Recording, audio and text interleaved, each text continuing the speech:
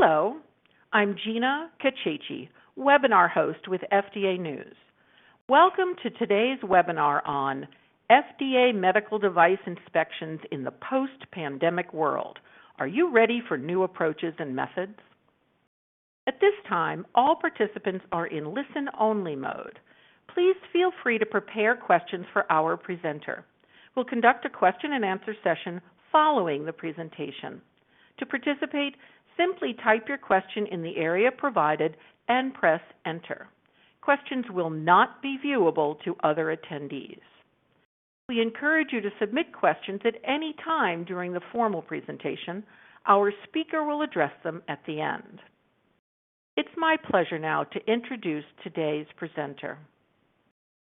Seyed Khorashahi is Executive Vice President of Medical Device and CTO at Regulatory Compliance Associates. He has more than 25 years of experience leading research and development teams in all aspects of developing safety-critical medical devices. Khorashahi has held leadership positions at Covidien, Medtronic, Baxter, and Beckman Coulter, and has an extensive background in medical device product development, quality systems, regulatory affairs, and mergers and acquisitions. I'll now turn the floor over to Seyed. All right, thank you very much, Gina. So let's go ahead and get started. FDA medical device inspections in the post-pandemic world. So here's an overview of what we're going to discuss today. We'll talk about how to prepare on a risk-based approach for inspections. We're going to talk about what procedures when the inspectors come in to create, and then how can we practice being ready by performing mock inspections, etc.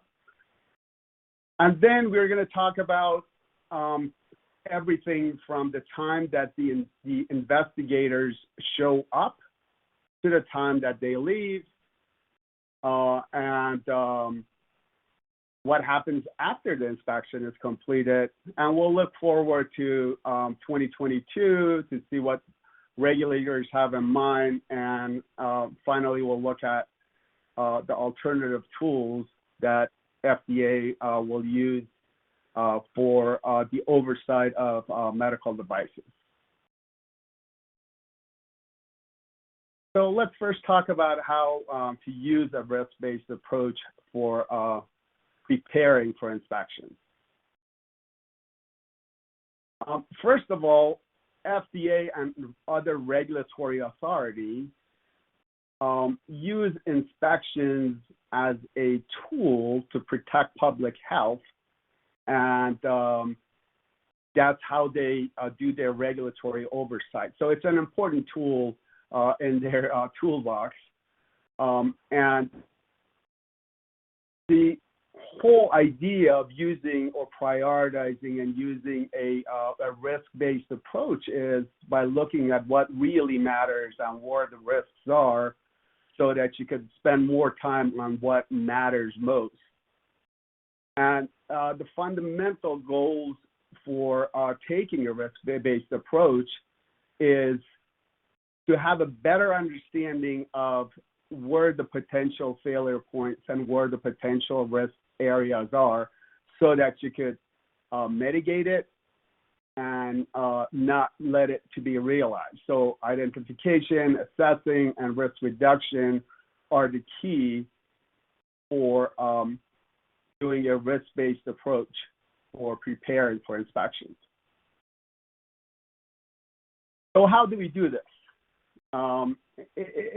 It's all about having a plan that has a laser focus on what are the areas of the risk, and from that perspective, what are the areas that are the highest priority for the company in terms of what matters the most and where the potential failure points are.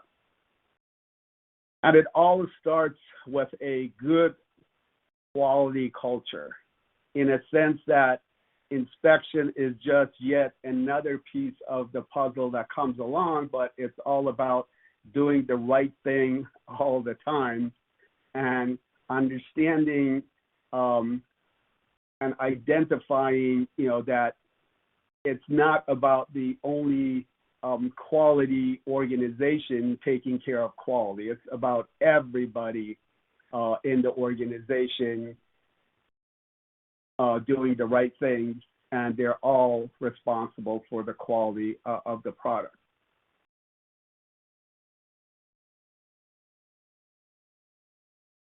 So, we talked a little bit about how do we prepare on a risk-based approach to prepare for inspection, but also FDA also is taking a risk-based approach to do the inspections. It's about like what can they do to have a better oversight and with basically not only on the intervals of the inspections but the quality inspections, and how do they go about prioritizing for them what matters most, and for them how to protect public health by spending their time in the right places. So from their perspective, it's about the verification that the manufacturers are complying with the current good manufacturing practices, and they want to make sure that they protect public health by making sure that products that might be causing harm not enter the marketplace. And they want to definitely provide feedback for the manufacturing during the inspection process so that there are opportunities for improvement. So from the FDA's perspective, they look at some of the important factors such as what's the classifications of devices. Obviously, class 3s, high-risk devices, class 2, medium-risk devices, those are the ones that they want to pay more attention to, and that those include all the implantable devices, life-supporting devices, and life-sustaining devices are a part of what they would want to spend their time on. And also, there are other factors, like besides the fact that they look at your device classification, they look to see, is this a new device that has been introduced to the market? They look at, how have you done if you have had a history with FDA in terms of any recalls, in terms of any issues and problems that you have had during the past inspections. And also, they would want to look at the inspections that are performed by other foreign governments. And now with the Medical Device Single Audit Program, obviously they look at the MDSAP auditing organization's reports, and that helps them have a better understanding in terms of whether the manufacturer is a candidate for inspection. And this could also, be some other things, like if there's any sort of adverse event that occurred that warrants a inspection that increased basically the profile of the manufacturer. So who's conducting inspections for FDA? The Office of Regulatory Affairs leads field activities for FDA. Obviously, there are many 135,000 plus business establishments that are manufacturing medical devices, and The types of inspections are also based on the risk surface of what the manufacturers, basically what the risks are, and with that, it could be either a traditional on-site inspection that the inspector is in the facility all the time. It could be a virtual inspection, depending on obviously the risk, that they would use different tools to aid them to do that, specifically with reviewing documents and looking at things. Or it could be a hybrid where they do a blend of on-site and virtual activities where they can get information ahead of time, look at them, be prepared, and then go on site and look at things that is much easier to deal with on site than on camera. So FDA for domestic and foreign manufacturers have different timelines. For domestic manufacturer, it's 5 calendar days before the inspection that they inform them. And for foreign manufacturer, it has been, a couple of months to just get prepared. And definitely there are some changes coming along from that perspective, because it's just unfair for foreign manufacturers to have that much time to get prepared for the inspection. And it's just not exactly the same as the domestic manufacturers. In December of this year, FDA planned, actually, they announced that they are going to do this, that they will restart inspection, but Omicron came along and then they put a pause on that too. So as you can imagine, post COVID or during this time, there are different variants and different reasons that happen. So the inspection, the number of inspections, et cetera, changes depending on the impact of the COVID.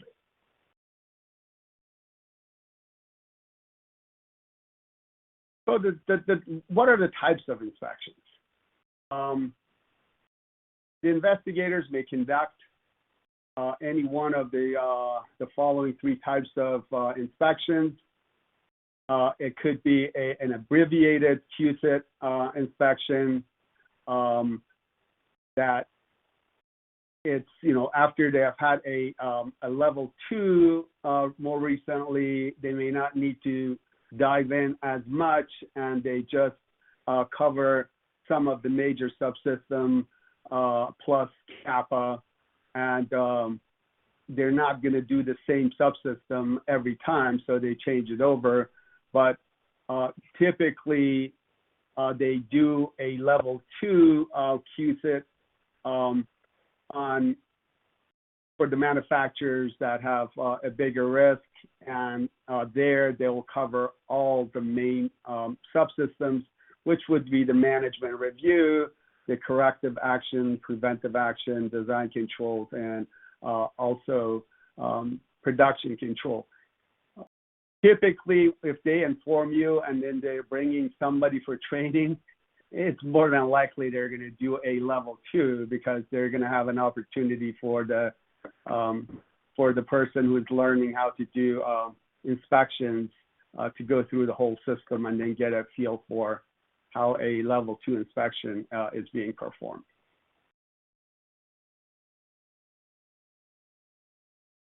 Okay, so also inspections could be for follow-up. So they came in last time and they found some issues and problems, and they wrote the company up, and then now they're coming back to just check to make sure that these problems that have been serious have been addressed.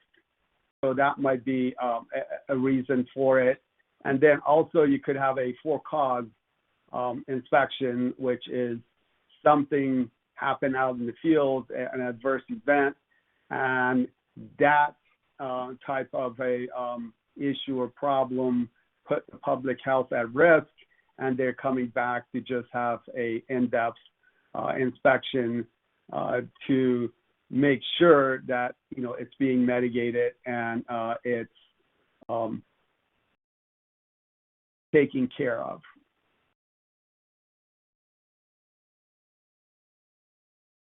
So let's go to the next section on how to prepare by establishing procedures and then also practicing readiness to make sure you're ready for when the FDA comes in for inspection. So it all begins with having standard operating procedures that help you conduct inspection properly. And with that, you want to clearly state, for example, from the time that the inspector comes in and shows up at the door, what happens, who is responsible for it. Once they come in, how are the rest of the organization informed, and then what does that look like, who informs who. You want to determine all of those ahead of time. And then how do you, when they're asking for documents, etc., which we'll go over a little bit later, but how do you document any of the requests for information that comes in from FDA? And when they ask for example, taking photographs or videos, etc., then how do you handle it? You got to have your answers ahead of time. And the last thing is about how do you deal with the requests that are coming in terms of making sure that they match what your quality procedures state. Assembling a team. So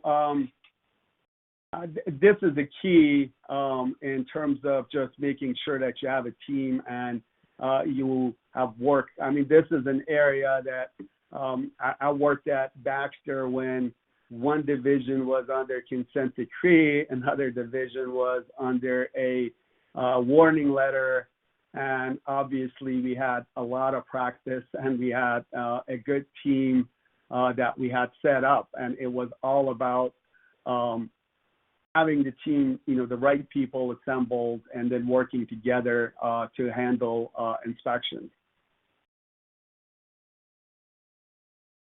So typically these teams are cross-functional. So you're going to have obviously across the organization people that deal with the different parts of the quality system, whether it's your measurement systems or feedback and measurement system, including CAPA, nonconformities, etc., or it's your design control or complaint handling, etc. So you have the right people, you have identified the SMEs ahead of time, and where to go to.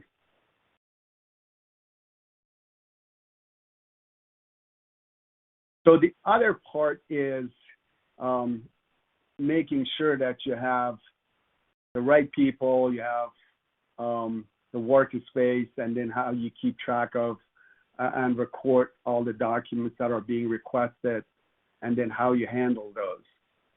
So in these sorts of situations, a workspace is an important piece of the puzzle, where you have a front room where there is the primary contact with the FDA that is escorting the FDA all the time. There's a scribe that is taking notes on everything that is happening, and there are runners that basically are taking the request and going to the back room and getting the things that they need. And then obviously the back room is just a very important piece of this whole system, where you do need a strong leader back there to make sure that the requests that are coming in are handled in a timely fashion. People are prepared before they go back to the front room, and they have all the documents, and they know exactly what the request is and then how to respond to that request.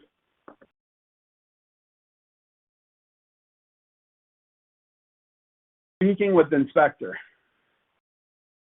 So it's key that, the person who is the system owner or the escort or the person who is the primary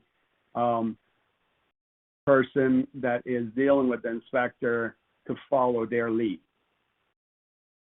They have been in the room. They know what's going on. So if you are an SME that you're walking in, you just have to pay attention that they have a good feel for what's going on in the room. And it's all about answering the questions that are being asked, nothing more, and then being clear and concise in answering the questions that the inspector is asking. The inspectors often use pregnant pauses, and you just have to remember that it's okay. You don't have to feel that you have to keep on talking. And as the saying goes, silence is golden. So they are just waiting for you to say more, and they use that trick to see if you have anything else to say. But pregnant pauses are fine. And when you are trying to, when you as an SME goes in and then the area of the question is around an SOP, and you're trying to explain the SOP, it's always good to basically have some sort of a visual, a flow chart, etc., and then explain the SOP in a language that is consistent with the SOP, but also it's easily understood by the inspector that you do know your procedures and you know how it works. Not, you shouldn't be just reading the SOP in front of the inspector. So there's a huge list of do's and don'ts, but here are some of them. I think we talked a little bit about answering the questions that are being asked by the inspector, nothing more, nothing less. Just if you don't understand the question, then you definitely could either rephrase it yourself or ask them to explain it, regardless of what the inspector, how they're posing the questions, etc. You need to stay calm and answer the question. And if you don't know the question, then say so. And it's okay. It's okay to say, I don't know it, but we'll get it, or there will be someone else that will come back, or the same person that could go and find out and come back and answer the question. So know your strengths and play to them.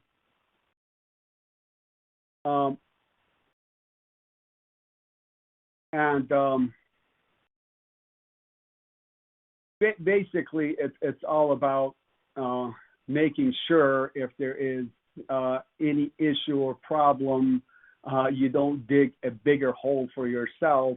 And then you definitely, as I said before, you could always let the escort, follow up, and you want to make sure that you don't, if you're not sure about something, you don't go through more of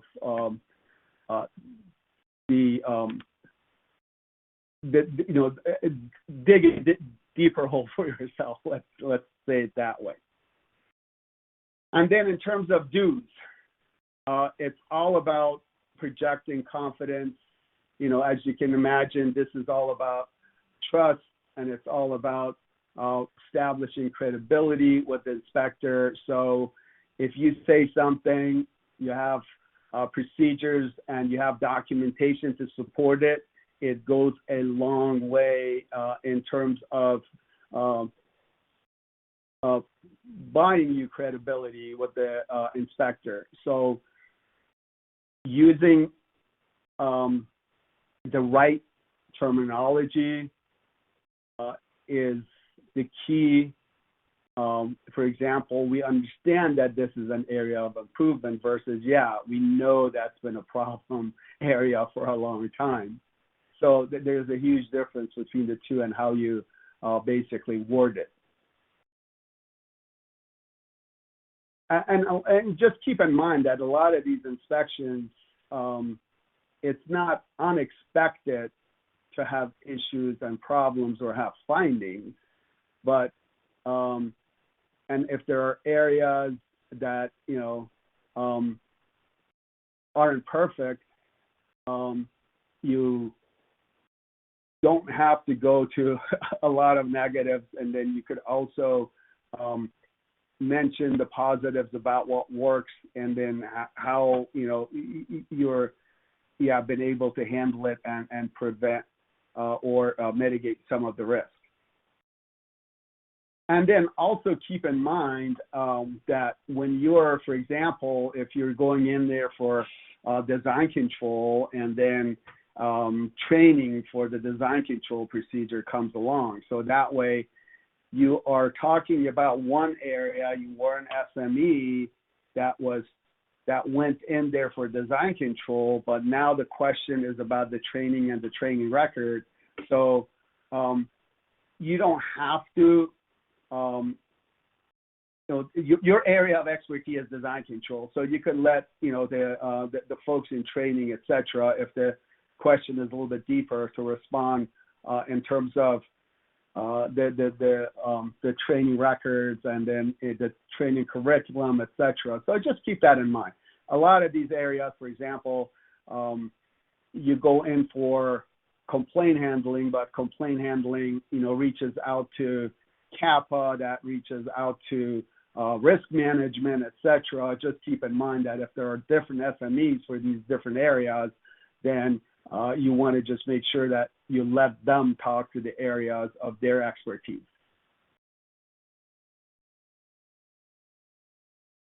Some more don'ts and do's, some don'ts. Under no circumstances allow, regardless of what the inspector or how they're presenting or asking questions, let them make you feel angry or pressured in terms of answering questions. If anything like that happens, you could always take a time out and say, let me just, take a break. I'll be right back, and then come back and answer the question. It's perfectly fine, and the escort will help you in that area. If you don't know the answer to the question, do not speculate. Do not, because you're going to probably get yourself in more trouble by speculating.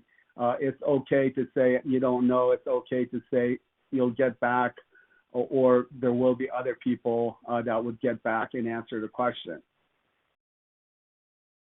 This is not about, your personal opinions or, the rumors, et cetera. So you don't want to have any of those. This is all about facts and what you know and what you're aware of. And under no circumstances you want to argue with the inspector points of law, and never, ever you want to tell any lies or withhold any information from the inspectors. There's no reason to argue or disagree with other team members in front of the inspectors.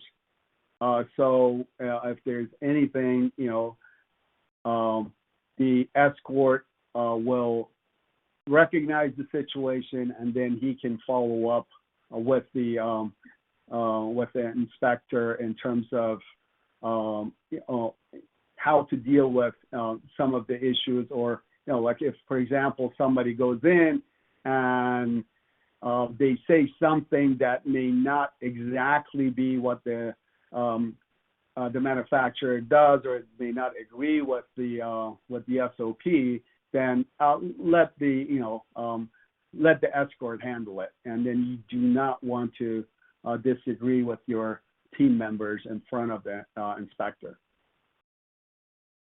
The other thing is that in the age of electronics, etc., you don't want to have them have access to your document control system and being able to go inside the system and do things, etc.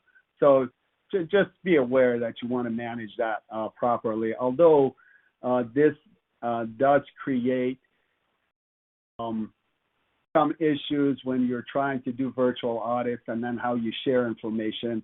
But even then, it's about providing the documentation as opposed to you letting them into your system so that they could go and have access to any and every other document. If you have unofficial records, you don't want, even if you may think that supports your point, etc. You don't want to have those be presented to the inspector. But I think this is an area that the back room obviously will help, because they'll check and make sure that what you take into the front room, the inspection room, has been already checked before you take it in. So if the inspector insists on demonstration of computerized system, these are any sort of computerized system that automates your quality system, then make sure that the computer is set up properly. So just do that ahead of time and make sure that somebody is taking care of it. You don't want to have issues and problems as you go through this with the inspector.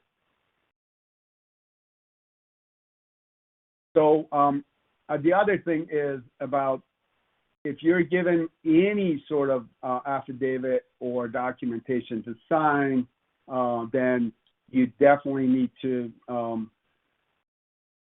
consult your company's policy, etc. But you don't want to sign anything, and you let the escort guide you through that whole process.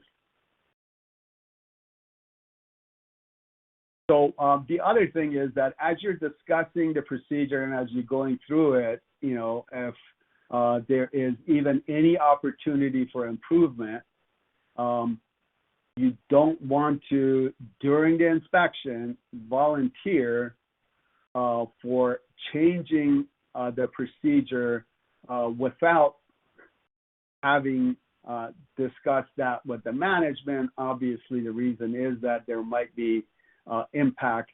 These procedures are interrelated, and there might be other impact down the line, and there might be even impact on the products, etc., that you have out in the field. So it's important to just make sure that you don't volunteer any changes during your interview with the inspector. So any sort of personal questions, etc., from the inspector is obviously off the table. And if the inspector is asking you any lawful questions, then you cannot refuse, or you should not refuse the answer. It's perfectly fine for you to say, let me find out, and then you could definitely consult with the management and the legal representation before you have an answer. So, but you just can't say, no, I can't do it because of X, Y, Z.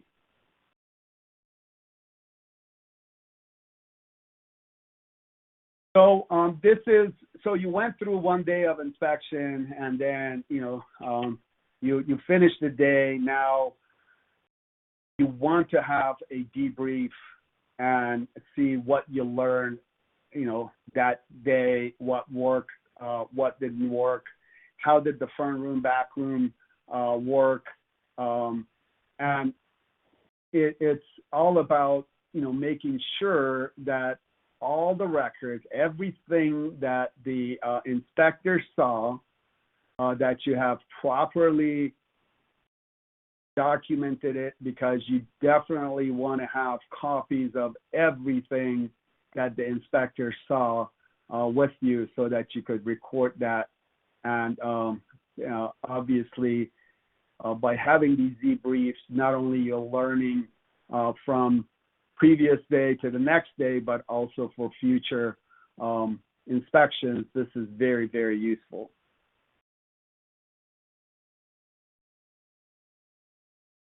So we talked about all these different steps for audit preparation. So here's a summary of them. You prepare for audit by establishing and creating inspection hosting procedures, and you practice the readiness. You want to have some sort of a mock audit, and then learn. It's practice, practice, practice, and then learn how to perform well when the actual inspection comes in. So the good thing about mock inspections is that it's okay to make mistakes, etc., but it's all about learning from those mistakes that you found during your practice and during your mock inspections. So for the things that we talked about, during the audit, just a summary of them. At the end of the day, you just need to provide truthful, accurate, and information that is representative of what you do at the company. When there is a request, you want to be prompt. For example, if somebody is needs to go and get a document requested nowadays with all the access to electronic. In the old days, you stored some of these records and documents physically in a storage far away, and it took you a while to go and retrieve them because of mitigating the risk of fire, et cetera, all the things that could have happened to those records. But nowadays, you do have electronic versions of these documents, and it just, when the request comes in, it shouldn't take you that long. I mean, I'm just thinking if it takes more than a couple of hours to get a requested document, that's probably a little bit questionable from that perspective. So promptness is definitely something that you have to keep your eyes on. And then,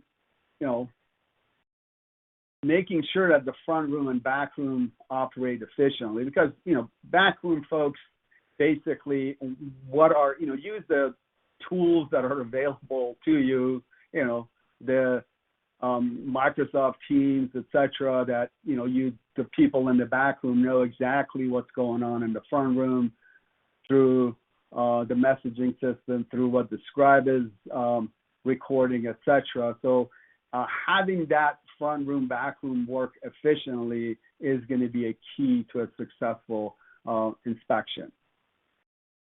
And once the audit is over, it's all about the finding, and then it's about learning from it and responding in case there's any 483 observations.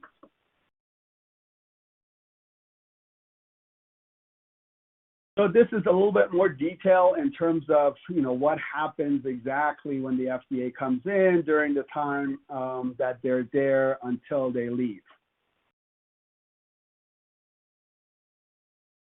So when the FDA inspector comes in, they will be presenting a FDA 482, which is a notice of inspection. So depending on what your inspection preparedness procedures are, the person who is going to be meeting the inspector up front will get that notice, and then will take basically the actions to inform others based on your preparedness procedures. And the person who meets them up front, they record the name, date, time, purpose, and basically gets the escort, because that's where, the escort comes in, and then the escort stays with the inspector throughout the whole inspection for however it lasts.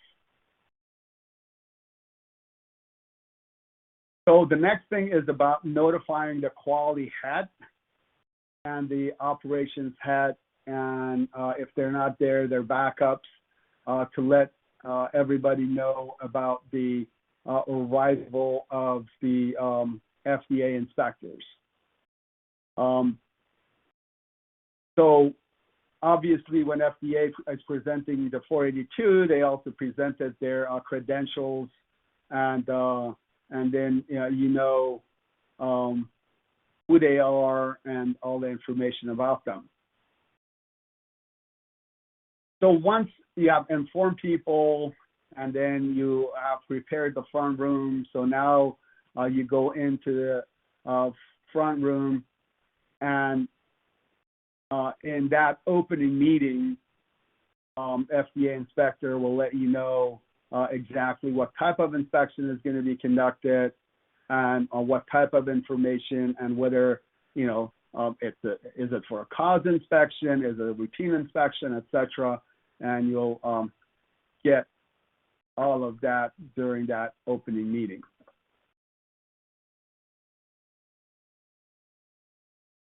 So, so this is just a little bit more detail in terms of what happens basically prior to getting to that opening meeting. At the opening meeting, what you want to have is a brief introductory presentation that basically gives the FDA inspector, in terms of the organization chart, how many people, hours of operations. It's basically the layout, the facility, and it's something that should be fairly brief, but should be enough to give the inspector sufficient information about the site. And so if the site is also a manufacturing site, etc., you want to give FDA a facility diagram, and that depicts all the equipment and then where the personnel are, and then typically they would want to take a tour after that opening meeting, and then you'll guide them through that tour, and whether it's manufacturing tour of how you're manufacturing the product, for example.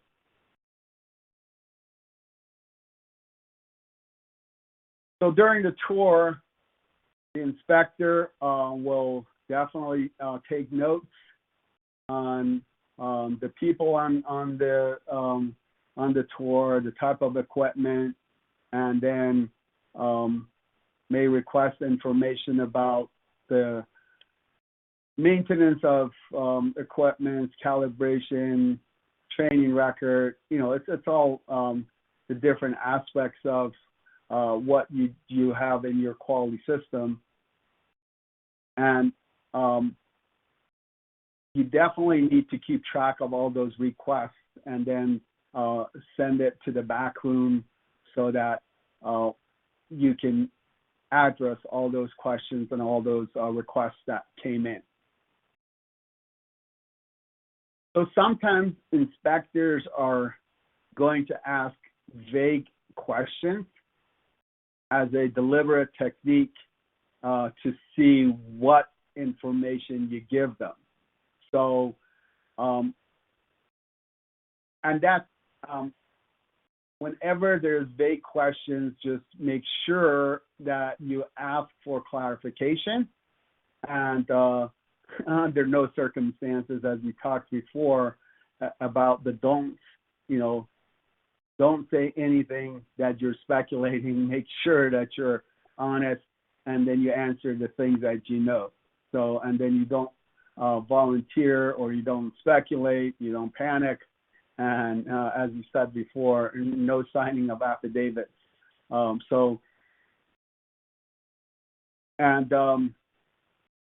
At the end of every day, the inspector basically will go over a debrief of any potential observations, anything that he observed, and you can prepare for the next day if you need to ask any clarification questions, or if there's any more documentation you have about the things that they found. So just be prepared for that. So any sort of document request that they're reviewing, obviously, the way that this whole thing works is like this, that when you get prepared in the back room, you're going to go in with the documents that were requested. You hand the document to the host. The host basically, or the escort, presents it to the inspector. I know that's just the process that how this works. And then just keep in mind that this is not about inspecting your finances or your personal records, etc. And it's at the end of every day, the host should just make sure that all the questions, all the requests, etc., have been delivered, or if there's any sort of outstanding questions, that there is a way to handle them, whether that's same day or next day. But the bottom line is that that's an opportunity to make sure that everything has been properly answered and all the requested documents have been presented to the inspector.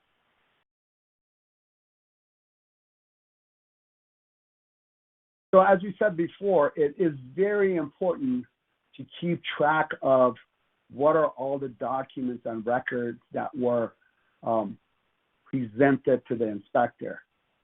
Because if in case of any 483, etc., and then you really do need to have all of this information to prepare your response, and you need to know what was reviewed by the inspector and what did they see. Not only that way hey, they didn't see this other information that could have helped us and that you could present, but also you need to know exactly what the versions, what document it was, especially if you're responding to this a couple of weeks later and there have been some changes to the documentation. So it's key to keep track of all the records and documents that are being presented to the inspector. So obviously there are some good practices in terms of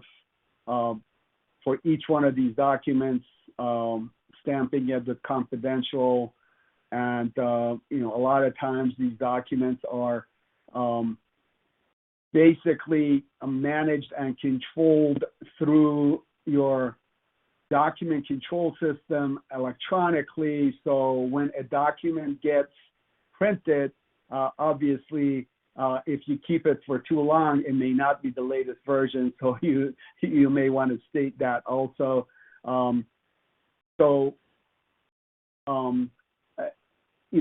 the end of the day, you have to make sure that you get all the documents that are requested from the inspector, that you have 2 copies of them, one for your own record, one for the front room that goes to the inspector. So we talked about, some of this other stuff like financial and personal stuff, personnel stuff is not something that, that they would look at. Internal audits in general are not something that they typically would look at, but they may request to look at those. But those are, more by exception than the rule. So photographs, typically, it depends on the policy of the organization, but if the inspector insists on taking photographs, then you definitely want to take a copy of that photograph that they took, so that you know exactly what they have themselves.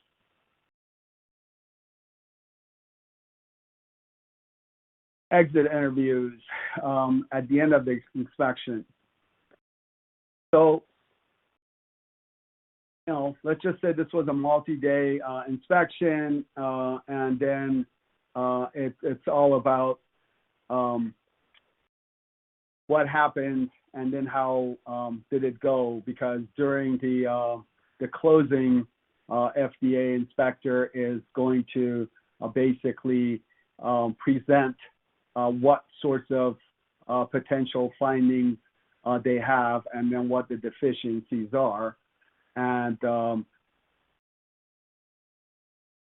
then depending on whether these deficiencies are serious, then a 483 might be issued. And the quality head and the investigator just need to make sure what the investigator is presenting during the closing meeting, that it's clear that there is, the understanding is the issues they found, et cetera, that the organization understands what those are.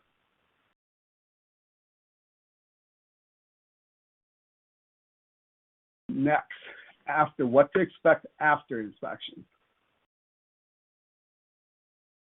So in case a 483 is issued, and you need to respond within a couple of weeks, then what are the things that you have to include? So the first thing is that you want to take a look and see if this is a systematic issue. And what are the corrective actions?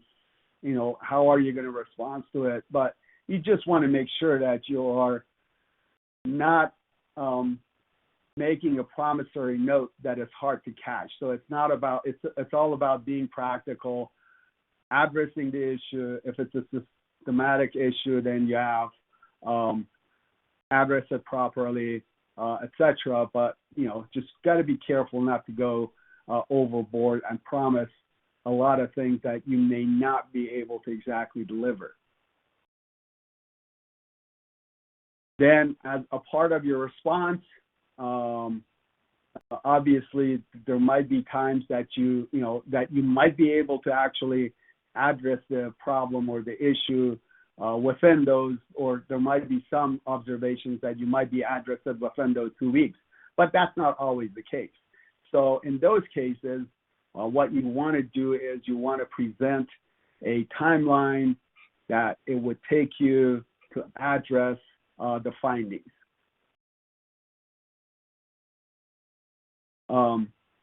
Then you got to be very precise in terms of how you respond to the findings. You want to just, break it down to its different constituents and go point by point and address everything that was brought up for that finding. And obviously, you want to keep a copy of your signed response as part of your records.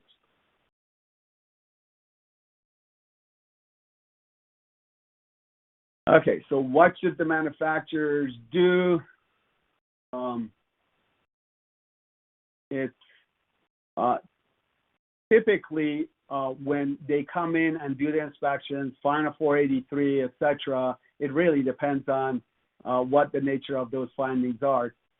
Typically, they'll come back for the next routine inspection and check to make sure that you have taken care of all of those things that you promised that you're going to take care of, unless it's something serious that they come back to make sure that you have done it just for the purpose of following up with the previous one.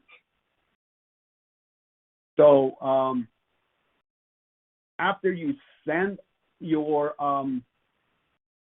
response to how you're going to deal with them, or if you have closed some of them, then once you get a chance to basically take care of and address, and you have completed addressing all the observations, you want to basically provide documentation of all those corrections that you have completed, and that would just make sure that you have it, documented, and it helps you for the next inspection, whether it's going to be a follow-up or whether it's going to be another routine inspection that they come in and check to make sure that the observations in the past inspection have been properly addressed. What happens next? So the inspector, once they finish the inspection, and they will issue an EIR, a Establishment Inspection Report, and in that inspection report, they classify the outcome, whether there were no action indicated, whether there was a voluntary action indicated with some minor deficiencies, or whether there was an official action indicated. So, and those are when it's serious, that it could possibly result into a warning letter that describes the manufacturer's violations of the regulations, which, as we said before, needs to be responded within 15 days. And when it's serious, they might come for a follow-up within the 6 to 12 months. But if it's very, very serious, they may do seizure, injunction, or civil penalties, etc. And that's for serious violations. Okay, so that's the different types of classification. So looking into the future. So as we talked before, the pandemic, COVID pandemic, has impacted how FDA is approaching the inspections. Obviously, the high priority inspections were happening, but the surveillance inspections, they issued a guidance on remote inspection and the resiliency roadmap for how they plan to do inspectional oversight. But just keep in mind that they haven't done, because of the COVID, they have a good size backlog of inspections. And even though in 2021, they did much better in terms of they did more inspections that they had planned, but still they have a good amount of backlog of inspections. Typically for the medium to high risk devices, they have a couple of years that in between the inspections. But some of those, I know we have clients that haven't been inspected for much longer than those couple of years due to the backlog. So obviously the mission critical inspections will continue to go on. And as we said before, they were planning to do more of routine inspections starting late last year, but Omicron came in and then they paused it again.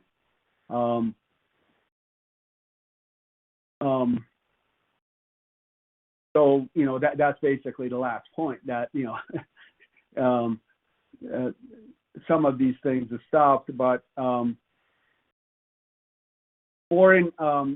There were also just one more piece of the puzzle, that the foreign inspections. I think there was a lot of pressure from Congress to reduce the length of time from the time that FDA informs them to the time that the inspection happens. So they are trying those with, starting with India and China as we speak.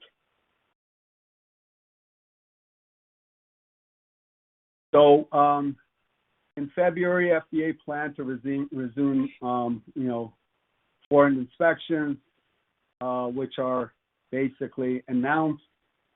And then also, inspection taught us that there are things that we could do virtually, and then definitely hybrid inspections are things that are going to stay with us. So they will be doing more hybrid inspections where they get, some of the information ahead of time, some of the documents, they can read it and prepare, and then come on site and look at the things that they feel they're higher risk, and that's the approach that they're taking. Obviously, there are lingering effects of the COVID,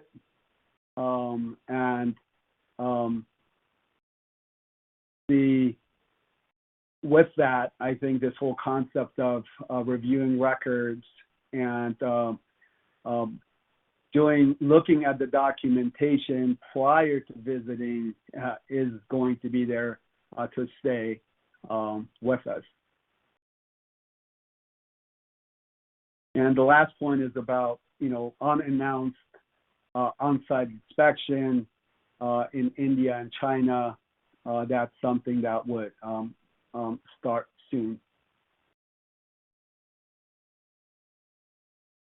Okay, so now we'll talk about some of the alternative tools that FDA may use for oversight of medical devices.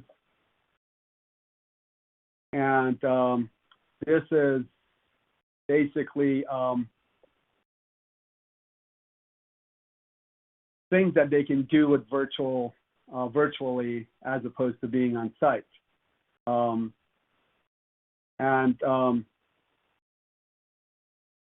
There are obviously areas that lend themselves better to having a remote assessment than others. Obviously, there are things that when you're walking through the facility and you're looking at things, and regardless of how good the technology is, it's just much easier to look at things on site. But there are also things that you could do remotely, and that's what FDA is looking at. And it's also leveraging information that is shared by the trusted states and the regulatory partners. It's about the same thing with the foreign governments and having mutually recognized confidential agreements in terms of sharing that information. And it's about having a good sampling of the analytical testing that for any of the medical devices or FDA-regulated products. And then depending on what the determination is, if it's, unsafe devices, then refusing entry for those types of products. All right, we come to the end of the presentation, and then we'll just go through some of the questions that come in. Gina, you want to say a little bit about the process, or have you been getting questions all along? I'm going to say we've been getting questions, and I'm still going to say a few more words about submitting questions to make sure everybody has that opportunity. So remember, this portion of the webinar is also being recorded. To ask a question, you may use the question and answer panel on your screen. Type the question in the area provided and press enter. If you're listening by phone, you can press *1 to ask a live question. So we have received several questions during your presentation. Here is the first one. It's sort of a confirming question. The FDA does not always notify for cause inspections. Is that correct? And sort of the second part of that question is they only notify for surveillance inspections. Is that right? Correct. The for cause, they'll show up, and then you know that they are there. But for routine inspections or for surveillance inspections, they will notify you a few days ahead of time that they're planning to come in. Thank you. Does the FDA currently have the authority to execute remote inspections for medical devices? That's an interesting question because they have issued a guidance document on the pharma side, but FDA never has officially used the word inspections, and they have been careful in using evaluation. So I don't know the answer to that question, to be honest with you, but they definitely would do hybrid inspections, but they are not calling those virtual ones inspections. They're calling it evaluation. They are definitely thinking about doing that, but I don't know if that's in play right now. Okay. Here's the next question. We have a young team. If very few people have dealt with an FDA inspector, what do you recommend? That's an excellent question, and obviously you want to get some help in terms of making sure that you have practical procedures to be prepared for the inspection. That's number one. Number two is obviously you want to get set up some practice sessions, and those are basically done through mock FDA inspections where you bring somebody in and they basically act like FDA, and you go through that process. So number three is getting training for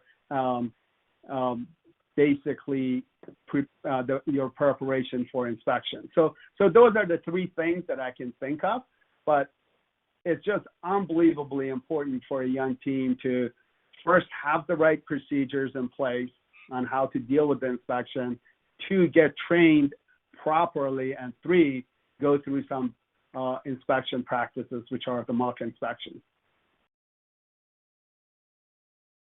What if our protocols are older or on paper? Does the investigator penalize us on quality? No, not that I know of. It's at the end of the day, it's about the procedures and then what you do. I cannot think of any findings where they said that you don't have an electronic system, etc. As long as you could manage it. Obviously, managing paper is a lot more troublesome. But if you can manage it properly, depending on the volume of paper you have, all that sorts of stuff, you're good. If you can manage it in terms of, you don't want to lose your records, so you don't want them to be, basically compromised in terms of the integrity of those records. You typically, if you have paper records, you definitely want to protect it against fire and flood, etc., which means that you have remote storage, and then you have to have more than one copy of those.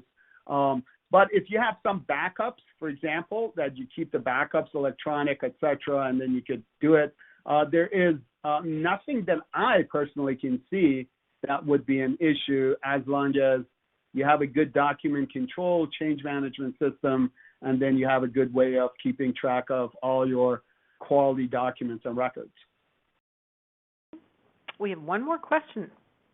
So, ladies and gentlemen, if you want to submit a question, submit it now.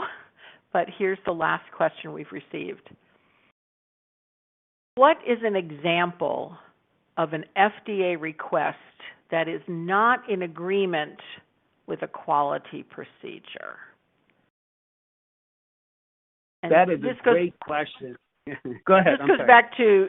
This one goes back to, you said, how will you handle an FDA request that's not in agreement with a quality procedure? So can you give an example of such a thing?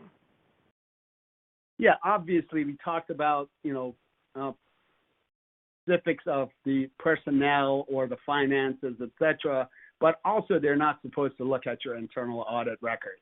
Now, unless there is a reason for it, etc., but that's not, typically they don't ask for your internal audits, because the whole idea is that they want you to be truthful. They want you to find things that you could find during your internal audit that you could address. So there is that understanding there, but definitely they cannot ask you about, the specifics of your team members or about the finances of the company, etc. So anything that is related to business, basically. Okay. We have one more question that's come in. Our technical file has become too big over time. How do you skinny this down? How do you make it more organized? Oh, that's an excellent question. So, yeah, that's the issue is that technical files or technical documentation in the new MDR vernacular covers everything. It covers anything from all the rationale from device classification, intended use, how the product, is designed. So all the design history file, all the, all the privacy, all the cybersecurity stuff, all the post-market surveillance plan and report. It's a ton of things that you have in there. It's really almost all the records you have, because it's going to be a report of your, PMS plan, PMS, whether it's a PSUR or, a PMS report, etc. It's just going to have those. It's going to have the post-market clinical follow-up.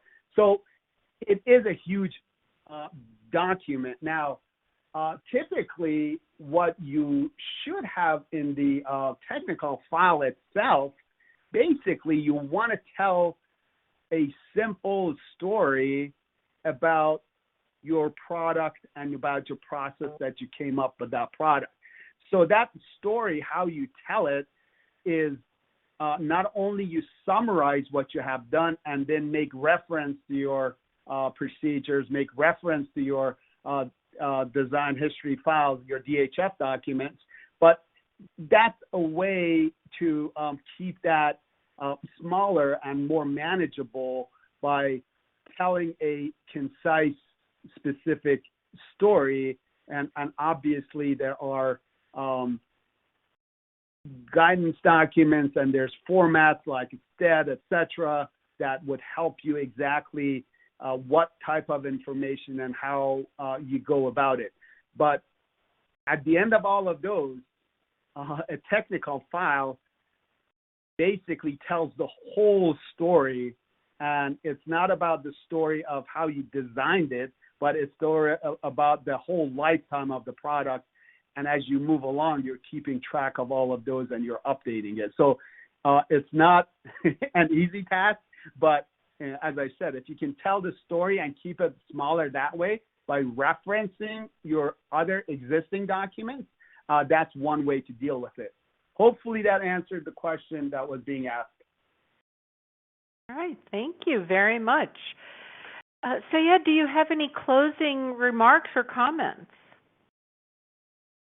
Yeah, I think COVID basically had shown us that,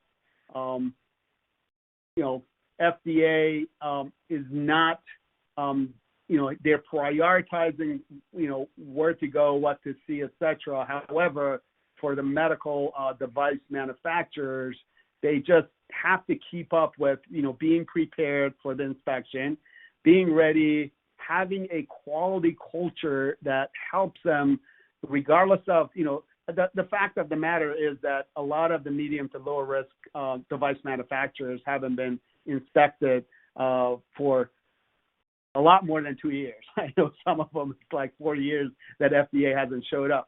But just being vigilant and staying on top of this, and then, using your quality culture to make sure that you are ready for these inspections.